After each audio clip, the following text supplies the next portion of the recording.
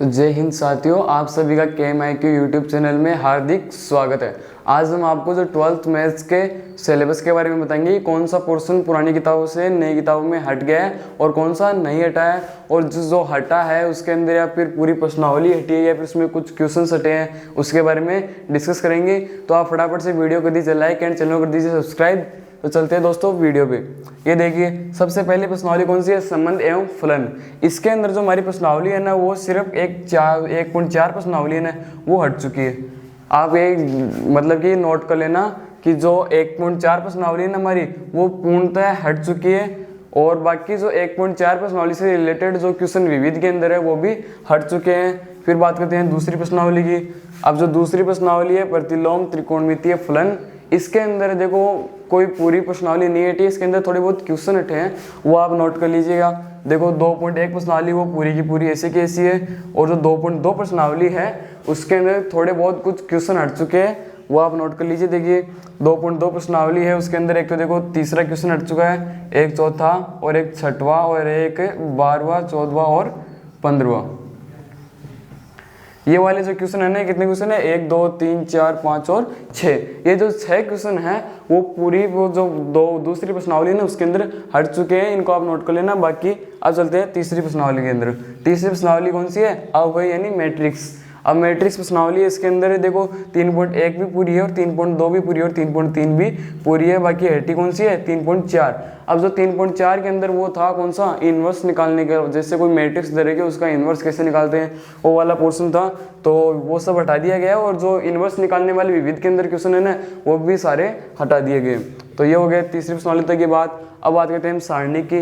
अब सारणी के अंदर जो ये है 4.1 पूरी प्रश्नावली है, 4.2 प्रश्नावली है ना, वो हटा दी गई है। अब 4.2 प्रश्नावली के अंदर वो था, मतलब जो सारणी के गुणधर्म थे ना 5, कि सारणी को कब जोड़ा जाता है और कब इसमें मतलब कि स्तंभ और पंक्तियों को और कुछ ऐसा कुछ, तो वो सब पोर्शन हटा दिया गया है। और बाकी जो 4.3 4.4 और 4.5 और 4.6 सारी की सारी एक्यूरेट ऐसी की ऐसी है।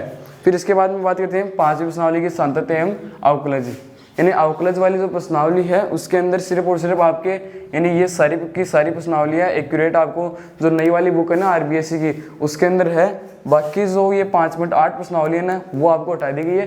5.8 प्रश्नावली के अंदर थी आपकी माध्यमान प्रमेय और रोल-लेगा प्रमेय। ये 2 प्रमेय थी, जो ये 2 प्रमेयों पर इसमें कुछ ज़्यादा क्वेश्चन नहीं थे, बस 6 या 7 क्वेश्चन थे, वो आपके हटा दिए गए हैं। बाकी इससे रिलेटेड जो विविध के अंदर क्वेश्चन है ना आपके, वो भी आप हटा लेना। बाकी देखो अवकलज के अनुप्रयोग। अवकलज के अनुप्रयोग वाली प्रश्नावली थी हमारी 6th प्रश्नावली। उसके अंदर देखो 6.3 भी पूरी है, 6.2 भी पूरी है और 6.3 भी पूरी है। इसके अंदर जो हटाई गई है वो कौन सी प्रश्नावली हटाई गई है?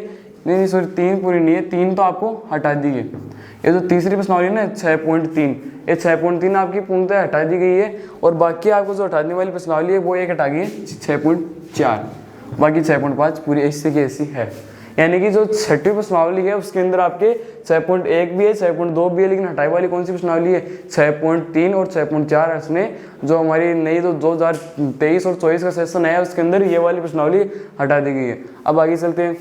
अब ये तो हमारा भाग 1। अब चलेंगे हम भाग 2 पर। बाकी देखो इस बात का ध्यान रखना, ये जो 6.3 और 6.4 से रिलेटेड जो भी विविध के अंदर क्वेश्चन है वो भी सारे हटा दिए गए, और वैसा कुछ इसमें है। लेकिन ये दूसरी प्रश्नावली है ना, उसके अंदर पूरी की पूरी प्रश्नावली नहीं हटाई गई है, बस कुछ क्वेश्चन हटाए गए हैं। ठीक है, तो इसी प्रकार से अगली वाली प्रश्नावली के अंदर है। तो अब चलते हैं भाग 2 पे। तो अब हम आ गए हैं भाग 2 पर। जो भाग 1 के बारे में हमने चर्चा कर ली थी, अब जो गणित जो मैथमेटिक्स का है वो दूसरे भाग के बारे में बात करेंगे। अब दूसरे वाले भाग के अंदर जो पहली प्रश्नावली यानी जो 7वीं प्रश्नावली वो कौन सी है? समाकलन। अब समाकलन के अंदर ना वो सारी जो जितनी भी प्रश्नावली है वो सारी लगभग सारी हैं, बस जो एक प्रश्नावली आपकी हटाई गई है वो है 7.8। 7.8 प्रश्नावली है, उसका वैसे क्वेश्चन आता भी नहीं था एग्जाम में, लेकिन फिर भी आपकी जो ये वाली प्रश्नावली है वो हटा दी गई है। वैसे इसके क्वेश्चन थे 6 क्वेश्चन तो इसमें खुद में थे और 1 क्वेश्चन था विविध के अंदर। तो विविध के अंदर था वो 40वां क्वेश्चन था, वो भी आपके हटा दिया गया है। यानी कि जो समाकलन वाली प्रश्नावली है उसके अंदर एक तो आपको हटा दी गई है 7.8, सॉरी हाँ 7.8 हटा दी गई है, और एक आपके जो विविध के अंदर है वो 40वां क्वेश्चन हटा दिया गया है। तो ये वाले दो इसमें तो 7वीं प्रश्नावली में आ गए। फिर बात करते हैं हम किसकी, समाकलन के अनुप्रयोग की। अब जो समाकलन के अनुप्रयोग है उसके अंदर ये 8.1 प्रश्नावली है वो आपके पूरी की पूरी ऐसे की ऐसे है। जो 8.2 प्रश्नावली है ना हमारी, ये वाली हटा दी गई है। ये पूर्णतः हमारी जो 8.2 प्रश्नावली है वो हटा दी गई है।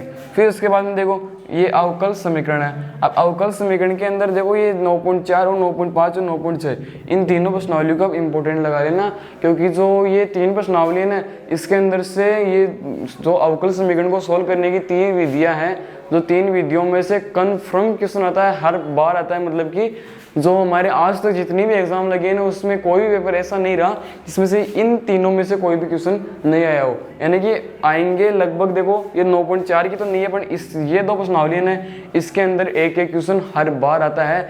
यानी कि और एक ये 9.1 के अंदर जिसे हम अवकल समीकरण की कोटि या घात इस प्रकार से ज्ञात करते हैं। तो इस प्रश्नावली है ना अवकल समीकरण, इसके अंदर जो हमारी प्रश्नावली हटा दी गई है वो है 9.3 प्रश्नावली। ये जो 9.3 प्रश्नावली है वो आपको पूर्णतः हटा दी गई है। ये थोड़ी ज़्यादा डिफिकल्ट भी थी, वैसे इसमें चतुर्थांश और इसके बारे में कुछ बताया जाता था। और बाकी देखो ये है सदिश बीजगणितीय, ये वाली जो प्रश्नावली है ये भी बहुत इंपॉर्टेंट प्रश्नावली है। अब इसके अंदर देखो ये 10.1 और 10.2, 10.3 और 10.4 चारों की चारों प्रश्नावलियाँ पूर्णतः है। यानी कि जो 10वीं प्रश्नावली है इसके अंदर कोई भी चेंजेज यानी बोर्ड के द्वारा जो भी कोई भी चेंजेज नहीं किया गया है। अब देखो ये आप बात करते हैं 11वीं प्रश्नावली की। 11वीं प्रश्नावली है त्रिविम ज्यामिति, यानी कि 3D वाली प्रश्नावली है। ये वैसे सबसे ज़्यादा हार्ड प्रश्नावली मानी जाती है, लेकिन अब बिल्कुल भी नहीं है, क्योंकि इसके अंदर जो 11.3 प्रश्नावली थी ये वाली, इसके अंदर समतल उमतल के बारे में बताते थे और समतल के कुछ बहुत ज़्यादा सूत्र भी थे, तो वो सब आपके हटा दिए गए, बिल्कुल भी नहीं है। तो मतलब कि जो 10.1 और 11.1 और 11.2 है वो एकदम इजी प्रश्नावली है, कुछ ज़्यादा हार्ड नहीं है। बाकी जो हार्ड वाला पोर्शन था वो 11.3 था जो आपको हटा दिए गए। और जो इनसे रिलेटेड जो है ना, जिससे मैंने ये बताया आपको 8.2, 9.3 और इसका तो मैंने बता दिया 8.2, 9.3 और 11.3, इनसे रिलेटेड जो विविध में क्वेश्चन है ना वो आप देख के हटा लेना। यानी कि आपको जैसे 11.3 में जो नियम सारे थे, जैसे समतल आ रहा था, तो समतल वाले जो भी विविध के अंदर क्वेश्चन मिले ना आपको वो सब आप हटा देना। फिर बात करते हैं रैखिक प्रोग्रामिंग का। तो रैखिक प्रोग्रामिंग के अंदर जो हमारी थी 12.1 प्रश्नावली वो है, और बाकी 12.2 प्रश्नावली आपके हटा दी गई है। लेकिन जो 12.2 प्रश्नावली है वो आज तक कभी पूछी भी नहीं गई है, लेकिन जो 12.1 प्रश्नावली है उसी के अंदर से आज तक क्वेश्चन आया है। और जो 12.1 प्रश्नावली है उसके अंदर सिर्फ और सिर्फ 12 क्वेश्चन है आपके, और उन्हीं में से एक क्वेश्चन आता है, हर बार आता है। 12 में से कोई दूसरा आ जाता है, कभी तीसरा आ जाता है, इसी प्रकार से कोई भी क्वेश्चन आ जाता है। फिर बात करते हैं हमारी जो प्रायिकता है, प्रोबेबिलिटी, ये सबसे ईजी प्रश्नावली है। ये भी आपके पूरी की पूरी नहीं है, बस एक प्रश्नावली हटा दी गई आपकी। 13.5 प्रश्नावली थी, ये थोड़ी हार्ड भी थी, पर आपको ये प्रश्नावली हटा दी गई पूर्णतः। तो ये था हमारा जो मैथ्स का 12th मैथ्स का जो 2023 और 24 का सेशन हुआ जो सिलेबस था वो मैंने आपको बता दिया है। और बाकी जो इनकी नंबरिंग है ना, मतलब कि कौन सा चैप्टर कितने नंबर का है, वो मैं आपको अगली वीडियो में बताऊंगा। तो दोस्तों अगर वीडियो पसंद आई आपको तो वीडियो कर दीजिए लाइक एंड चैनल कर दीजिए सब्सक्राइब। मिलते हैं दोस्तों अगली वीडियो में।